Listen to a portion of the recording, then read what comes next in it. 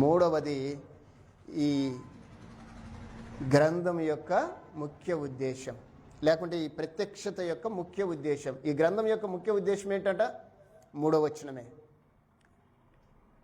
ఈ ప్రకటన గ్రంథం యొక్క ముఖ్య ఉద్దేశం ఏంటంటే ఈ 3వ వచనం. ఏంటి ఆ ఉద్దేశం అంటే యేసుక్రీస్తుని తెలియజేయాలి, రాబో సంగతులను తెలియజేయాలి, ప్రభు రాకడ కొరకు సిద్ధపడుతూ అనేకులను సిద్ధపరచమని హెచ్చరించాలి. ఇది దీని యొక్క ముఖ్య ఉద్దేశం. ఇకపోతే 4వ వచనం, యోహాను ఆసియాలో ఉన్న, ఎవరు రాశారు? ఏ యోహాను?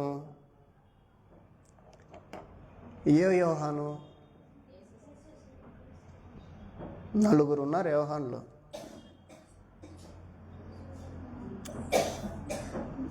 కన్ఫర్మేషన్ కావాలి మనకు, ఇన్ఫర్మేషన్ కాదు మనకు కావాల్సింది. ఎవరైనా ఆయనైనా రాశాడంటే మళ్ళీ మనము ఆగిపోతాం, అవునా కాదా? అందుకే కన్ఫర్మేషన్ వద్దు, మనకి ఇన్ఫర్మేషన్ ఉండాలి. ఇందులో 4 యోహానులు ఉన్నారు. ఎవరు ఆ 4 అంటే నేను చెప్తాను. మొదటి యోహాన్ అంటే మీరు 1వ యోహాన్ 2వ యోహాన్లు కాదు. ఒక యోహాను పేరు బాప్తిస్మిచ్చు యోహాన్. ప్రకటన గ్రంథాన్ని రాసిన ఎవరు రాశారా అంటే యోహాన్ గారు రాశారని చెప్తున్నాం. ఇది కన్ఫర్మేషనా ఇన్ఫర్మేషనా మనకు చెప్పండి? ఇన్ఫర్మేషన్ ఉందా? ఇన్ఫర్మేషన్ ఏంటి, కన్ఫర్మేషన్ ఏంటో చెప్పండి. ఇన్ఫర్మేషన్ అంటే ఎవరో ఏదో చెప్పారో అది మనం చెప్పటం. కన్ఫర్మేషన్ అంటే ఆ ఇన్ఫర్మేషన్ని మనం రూఢీపరుచుకొని మనం కన్విన్స్ అయిపోయి ఇది కరెక్ట్ అని చెప్పటమే కన్ఫర్మేషన్. మనం ఇన్ఫర్మేషనే మన దగ్గర ఉండేది, కన్ఫర్మేషన్ ఉండదు. కనుక నేను చెప్తాను, ఆలోచన చేయండి. ఒక యోహాను పేరు, ఒక యోహాను ఉన్నాడు. ఆయన ఎవరై అంటే బాప్తిస్మిచ్చు యోహాను. ఎవరి బాప్తిస్మిచ్చు యోహాను? ఎవరి కొడుకు? ఎలిజబెత్ జకర్యాల కుమారుడు, వృద్ధాప్యంలో పుట్టినవాడు, యేసు క్రీస్తు యొక్క రాకడను సిద్ధపరచడానికి వచ్చినవాడు, యేసు క్రీస్తును గురించి తలను తీసేసుకున్నవాడు, మొదటి హతసాక్షి, ప్రవక్తలలో చివరి ప్రవక్త, హతసాక్షులలో మొదటి హతసాక్షి. మీరు గుర్తుపెట్టుకోండి, యోహాన్ గారు మామూలోడు కాదు. అసలు ఆ మాట వింటుంగలే మారు మనసు అంటుంగలే అందరికి బాప్తిసం కూడా ఇచ్చేసిన ఆయన అంత స్థితి కలిగిన వాడు. కానీ ఆయన యాక్టివిటీస్ ఎలా ఉంటాయో తెలిసిన, ఆయన యాటిట్యూడ్ ఎలా ఉంటుందో తెలుసా, ఆయన డ్రెస్ కోడ్ ఎలా ఉంటుందో తెలుసా మీకు? ఏమా యోహాన్ డ్రెస్ కోడ్ ఏంటి? ఒంటి చర్మం, పొలి చర్మం కాదు, ఒంటి చర్మం కట్టుకొని, తోలుదట్టి కట్టుకొని, అంటే నడుముకు మాత్రమే బట్టలు కట్టుకొని అడవిలో తిరుగుతూ తేనె తింటూ మిడతలను తింటూ బ్రతికేవాడు. సమాజంలో తిరిగినవాడు కాదు, సంఘంలో తిరిగినవాడు కాదు, సభికులలో తిరిగినవాడు కాదు. బాగా వినండి యోహాన్ గారి గురించి.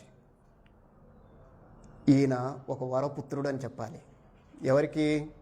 2 పరిచర్య చేస్తున్నారు వృద్ధాప్యంలో. వారికి ఎవరు లేరంటే పిల్లలు లేరు. వృద్ధాప్యంలో పిల్లలు పుట్టినాడు. ఈయన పేరు యోహాను. ఈయన ఎలిజబెత్ జకర్యాల కుమారుడు, యాజకుని కుమారుడు. ఏం కావాలో తెలుసా? ఏం కావాలమ్మా? యాజకుని కుమారుడు, యాజకుడు కావాలి. మరి ఈయన యాజకుని కుమారుడు ఏమయ్యాడంటే ప్రవక్త అయ్యాడు. ప్రవక్తలందరిలో కల్లా చివరి ప్రవక్త ఈయన. హతసాక్షులలో మొదటి హతసాక్షి ఈయనే. మీకు తెలుసా? గుర్తుపెట్టుకోండి యోహాన్ గారు. యోహాన్ ఈయనైతే రాశాడా? రాయలేదు. రైట్. ఇంకొక యోహాన్ ఉన్నాడు, మార్కు అను మారు పేరు గల. దీనికి రెఫరెన్స్ కావాలి కదా మనకి, ఇన్ఫర్మేషన్ కాదు, కన్ఫర్మేషన్ కావాలి కదా. లూకా సువార్త 1:59-63 ఈ యోహాను గురించిన కన్ఫర్మేషన్. చదవద్దమ్మా, కన్ఫర్మేషన్ మీకు ఇచ్చేస్తున్నాను. ఇంకా మీరు దాన్ని చూసి ఈ యోహాన్ కాదు అని చెప్పేసేయటమే. మరొక యోహాన్, మార్కు అను మారు పేరు కలిగిన యోహాన్.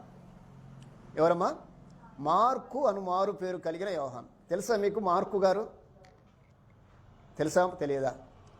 మార్కు గారు తెలుసా తెలియదా? ఏమా? యేసుక్రీస్తు శిష్యుడు కాదు. యేసుక్రీస్తుని వెంబడించాడు, అపోస్తులను వెంబడించాడు. అందుకే కొంత మనకు కన్ఫర్మేషన్ కావాలి. కాకపోతే మీకు చెప్తాను, వినండి అమ్మ, వినండి. ఈ మార్కు అను మారు పేరు కలిగిన యోహాను ఎవరై అంటే, మనము సువార్తలను చదువుతుంటాం కదా, ఆ సువార్తలలో ఒక సువార్తను ఆయన రాశాడు.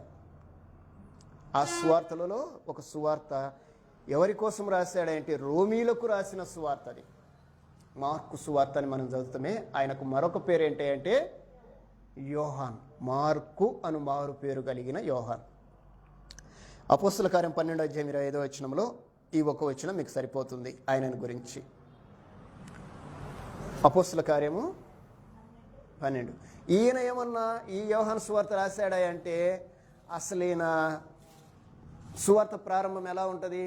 బాల్యాన్ని అసలు చెప్పడేనా? యేసుక్రీస్తు బాల్యాన్ని చెప్తాడా? ఆయన మొదలు పెడితే యేసుక్రీస్తు పరిచర్య మొదలు అంటాడు. అంటే బాల్యం అంటే 30 సంవత్సరాల జీవితాన్ని ఈయన చెప్పడు. అసలు 3.5 సంవత్సరాల జీవితాన్ని మాత్రమే చూపిన వాడేనా. అంటే యేసుక్రీస్తుని ఎంత తొందరగా చూపించాలనుకున్న వాళ్ళల్లో అతి ప్రాముఖ్యమైన వ్యక్తి ఈ మార్కు గారు. చాలామంది ఇప్పుడు లూకా గారు రాశారు, జరగబోయే యోహాన్ గారిని గురించి రాశాడు.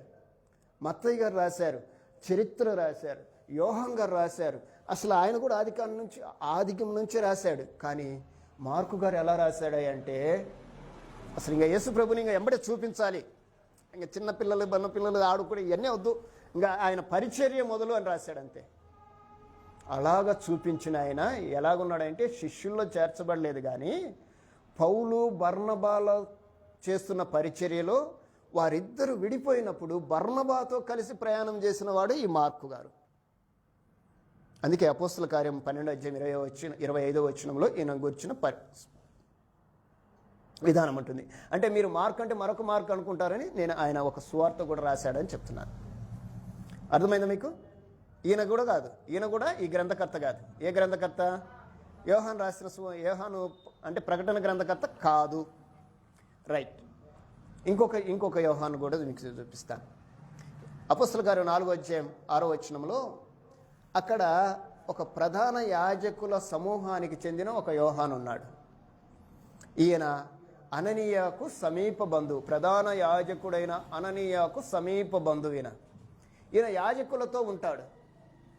యాజకులతో ఉన్న ఈయన యూదుడే కానీ పేరు యోహానే కానీ ఈ పత్రిక అయితే రాయలేదు. ఇది ఎక్కడ మనం చూస్తామంటే, అపోస్తుల కార్యంలో ఈ పేతురు యోహానులను పిలిచి ఆ రోజు ప్రధాన యాజకులు ఏం చెప్పారంటే, ఇదిగో ఇప్పటి వరకు చేసావు పని, ఇక మీదట యేసు ప్రభువుని గురించి మాట్లాడొద్దు, ఆయన గురించి నువ్వు ప్రకటన చేయొద్దు, ఆయన గురించి ప్రకటన చేస్తే బాగుండదని హెచ్చరించి పంపిన వారు నాటి ప్రధాన యాజకులలో ఒకరికి సమీప బంధువైన యోహాన్. ఈయన కూడా యోహాను పత్రిక రాయలేదు.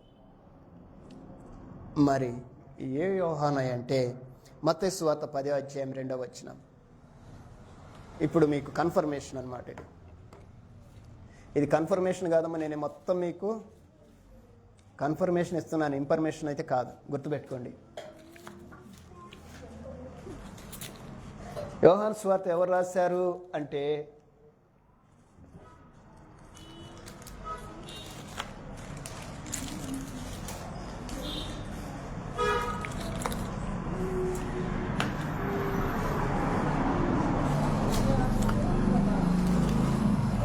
మత్తయి సువార్త 10:2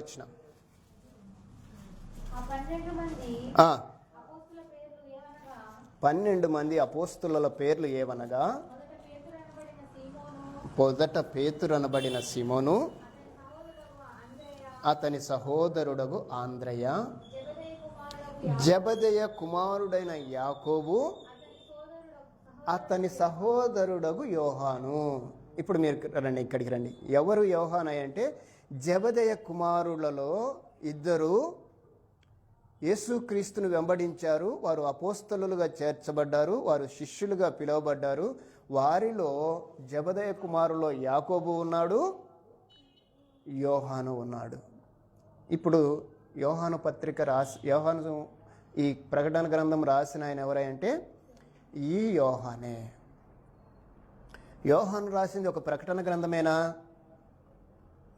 ఏమా ఒక ప్రకటన గ్రంథమే రాశాడా? ఈయన ఎలాంటి ఆయన అంటే యేసు ప్రభు యొక్క పరిపూర్ణమైన జీవిత చిత్రాన్ని ఎరిగినవాడు. ఎప్పటి నుంచి ఎప్పటికి ఎరిగినవాడంటే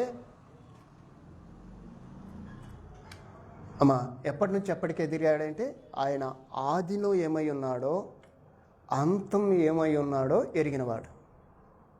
ఎవరు? యోహాను అలా చూశాడు ఈయనని.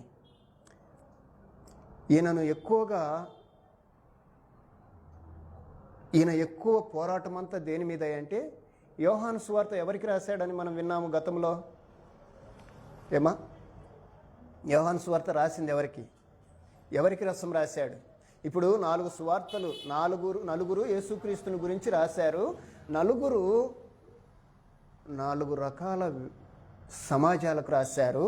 యోహాను ఎవరికి రాశాడు సువార్తను? యోహాను సువార్త ఎవరికి రాశాడు? మర్చిపోయారమ్మా? విశ్వాసులకు రాశాడు. ఆయనను వెంబడిస్తున్న వారి కోసం రాశాడు. యోహాను గారు ఒక సువార్త మాత్రమే కాదు, కొన్ని సంఘ పత్రికలు రాశాడు. 3 సంఘ పత్రికలు రాశాడు. అలాగనే ఈ ప్రకటన గ్రంథాన్ని కూడా రాశాడు. మొత్తం యోహాను గారు రాసిన పుస్తకాలు 5. యోహాను సువార్త, 3 పత్రికలు, ప్రకటన గ్రంథం. మీకు అర్థమైందా? యోహాను ప్రకటన గ్రంథం ఎవరు రాశారు? ఏ యోహాను? జెబెదయి కుమారుడైన యోహాను, అపోస్తలుల్లో ఒకడైన యోహాను, యేసు గారి శిష్యుల్లో ఒకడైన యోహాను. ఇంకొక మాట మీకు చెప్పానా? యేసుక్రీస్తుకు అతి దగ్గరగా 3 వ్యక్తులు ఉన్నారని చెప్పాను. ఎవరోళ్ళు? 12 మందే. 12 మందిలో యేసుక్రీస్తుకు అతి దగ్గరగా ఉన్నవారు 3 ఉన్నారు. ఎవరు?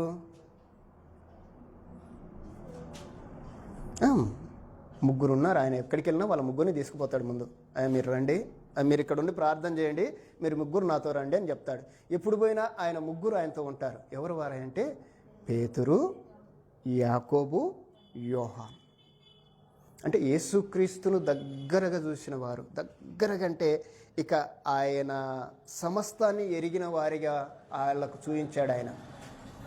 అందుకే వీళ్ళు 3 కూడా పుస్తకాలే రాశారు. పేతురు గారు కూడా పుస్తకాలు రాశాడు, రాయలేదా? పత్రికలు రాశాడు. యాకోబు గారు కూడా పత్రిక రాశాడు. వీళ్ళు జెబెదయి కుమారుడు. రైట్, మీకు అర్థమైంది. రచయిత ఎవరో అర్థమైంది. అందుకే ఇక్కడ రాశాడు, యోహాను ఆసియాలో ఉన్న 7 సంఘములకు శుభమని చెప్పినది. ఏ యోహాను అనేది మనకు కన్ఫర్మ్ అయింది కదా. ఇంకా మరొకరు వచ్చి ఆ యోహాను కాదు అంటే ఇంకెక్కడన్నా ఆధారము లేదు కూడా. కన్ఫర్మ్ ఈయనే. రైట్, అయితే ఈయనే కన్ఫర్మ్ అని చేయడానికి ఈయన రాసిన సువార్తకి ప్రకటన గ్రంథానికి కొన్ని పోలికలు ఉంటాయి. మీకు అర్థమవుతుందమ్మా? ఈ ప్రకటన గ్రంథము ఈయనే రాశాడని చెప్పటానికి యోహాను గారు సువార్తకి చాలా దగ్గర పోలికలు, దగ్గర అక్షరాలు కొన్ని ఉంటాయి. ఏంటి అంటే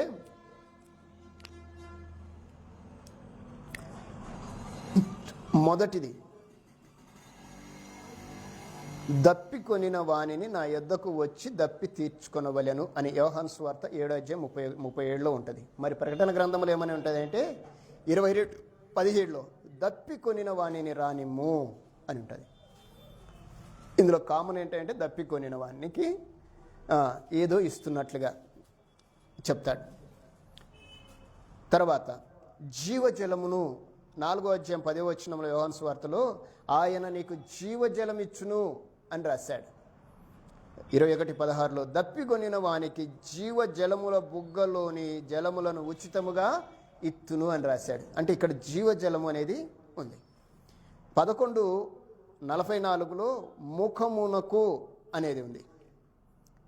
ప్రకటన గ్రంథం 1:16లో ముఖము అనేది చూపిస్తాడు. నా మాటలు గైకొనిన ఎడల, నీవు వాక్యమును గైకొనిన ఎడల అనేటి కొన్ని చూపిస్తాడు. తర్వాత ఇక్కడ ఇంకా చెప్పాలి అంటే గొర్రెపిల్ల అనే పదాన్ని ఎక్కువగా వాడిన ఆయన కూడా ఈయనే. ఈ మాట యోహాను సువార్తలో కనపడుతుంది, ప్రకటన గ్రంథంలో కూడా కనపడుతుంది. అంటే దీన్ని బట్టి ఇన్ని పోలికలు ఉన్నాయి కనుక ఈ గ్రంథాన్ని ఖచ్చితంగా ఆయనే రాశాడు అని మనము నిర్ధారించడానికి ఒక ఆలోచన ఉంది. అర్థమైందమ్మా మీకు? క్లియరా? ఎందుకోసం రాశాడు? ఈ గ్రంథం యొక్క ముఖ్య ఉద్దేశం ఏంటి? ఈ గ్రంథాన్ని చదువువాడును, సమయం సమీపించింది కనుక ఇందులో రాయబడిన సంగతులను చదువువాడును, వినివాడును, గైకొనువాడు ధన్యులు. అంటే చదవాలి, వీటిని గురించి వినాలి, వీటిని గురించి గైకొనాలి. ఇది దీని యొక్క భావం.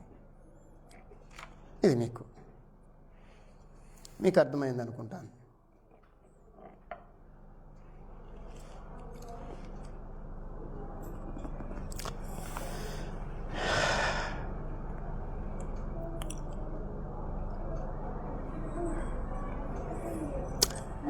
ఈ వచనంలో యోహాను గురించి రాశాం. ఆసియాలో ఉండబడిన 7 సంఘములు.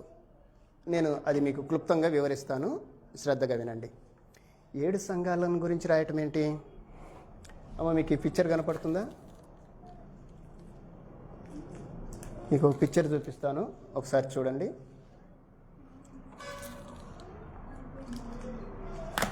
మీకు ఒక పిక్చర్ చూపిస్తాను, కొంచెము జాగ్రత్తగా ఆలోచన చేయండి.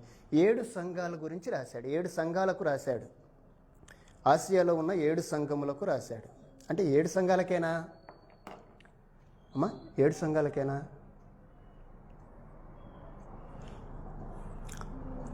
మనకు కన్ఫర్మేషన్ కాదు, కన్ఫర్మేషన్ కావాలి, ఇన్ఫర్మేషన్ కాదు. 7 సంఘాలకే అని చెప్తారు చాలామంది. 7 సంఘాలకేనా?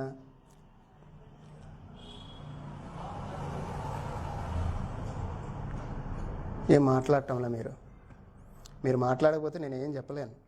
మీరు ఏదన్నా మాట్లాడితే నేనేమన్నా చెప్పడానికి ఆస్కారం ఉంది. 7 సంఘాలకు రాశాడు. దీని గురించి మనకు ఎంతవరకు దీన్ని నేర్చుకున్నాం అనేది నేను మీకు చెప్పడానికి ఇష్టపడుతున్నాను. ఎందుకంటే దాదాపుగా ఈ విషయాలు అంత తేలిక అర్థమయ్యేటివి కాదు. నేను ఒక మాట చెప్తాను. నేను భారతదేశంలో ఉండబడిన సంఘానికి అని చెప్తాను. భారతదేశంలో సంఘం ఒకటే ఉండదా ఏమా? మీ కుటుంబ సభ్యులకి అని రాశాను, మీ కుటుంబముకు అని రాశాను. మీ కుటుంబం అంటే మీరు ఒక్కలా? మరెవరు?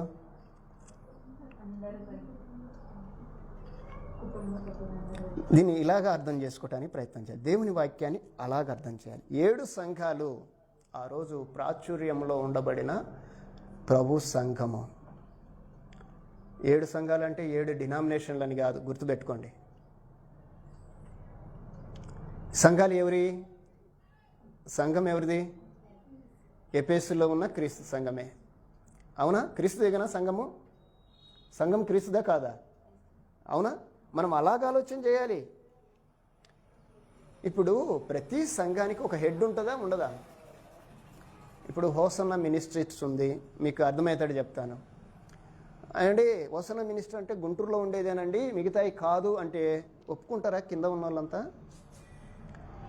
భక్త్ సింగ్ గారి ఫెలోషిప్ ఉంది, హైదరాబాదులో ఉంది, ప్రపంచవ్యాప్తంగా ఉంది. ఏమండి భక్త్ సింగ్ గారిది హైదరాబాదులో ఉన్నదే అదే నిజమైంది, మిగతాయి కాదు అంటే బాగుంటుందా? ఎన్ని సహవాసాలు లేవు, ఎన్ని సంఘాలు లేవు.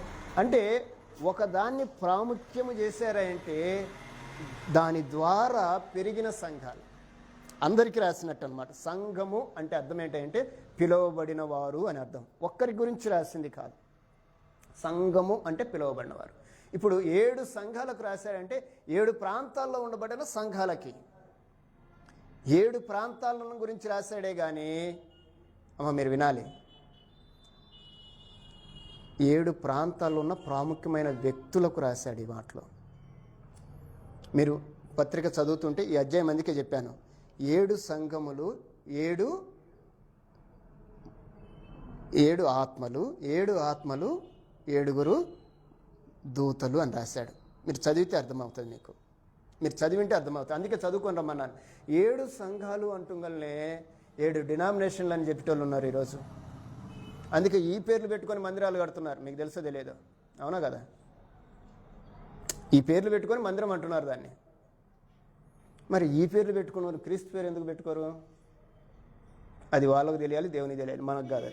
ఇక్కడ మీకు చెప్తాను, 7 సంఘాలు అంటుంగల్నే మన యొక్క శైలి ఏమైపోవాలి అంటే, అక్కడ 7 ప్రాంతాల్లో ప్రభు సంఘాలు ఉన్నాయి.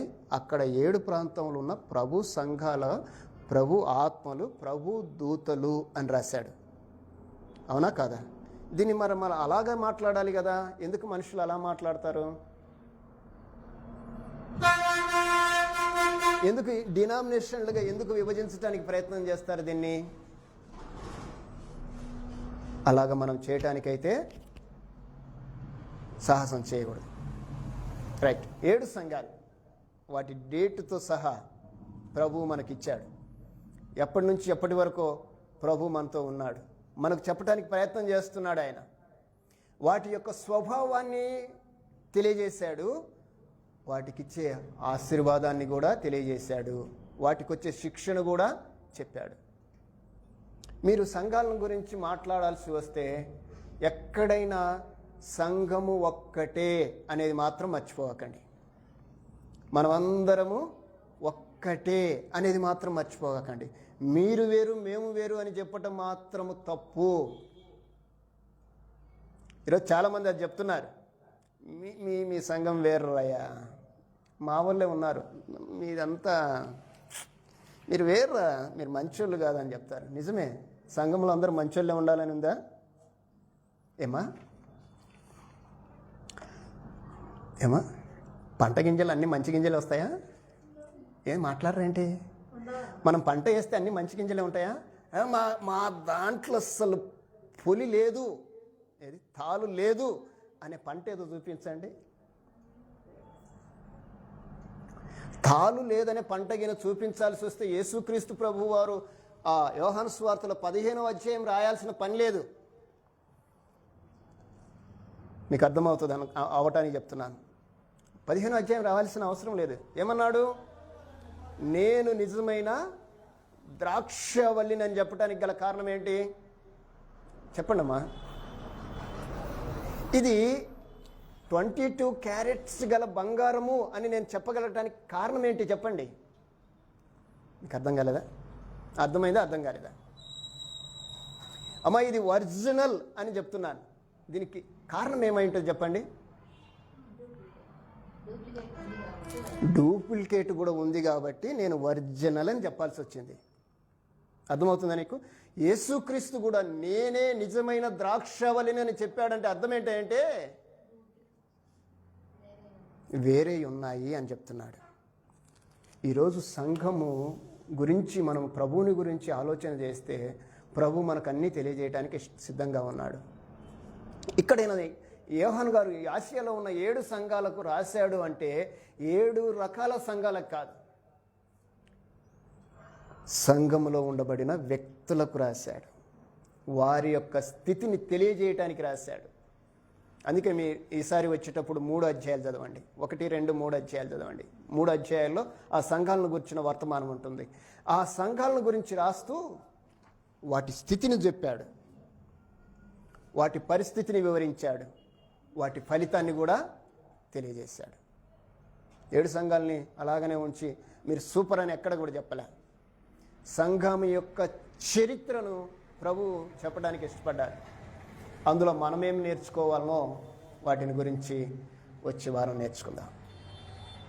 మీకు అర్థమైంది అనుకుంటాను. 2 వచనాలు అర్థమైతే నిండా వందనాలు. అర్థం కాకపోతే ఏవైనా అర్థం కాని అడగండి, తెలుసుకోవడానికి ప్రయత్నం చేద్దాం.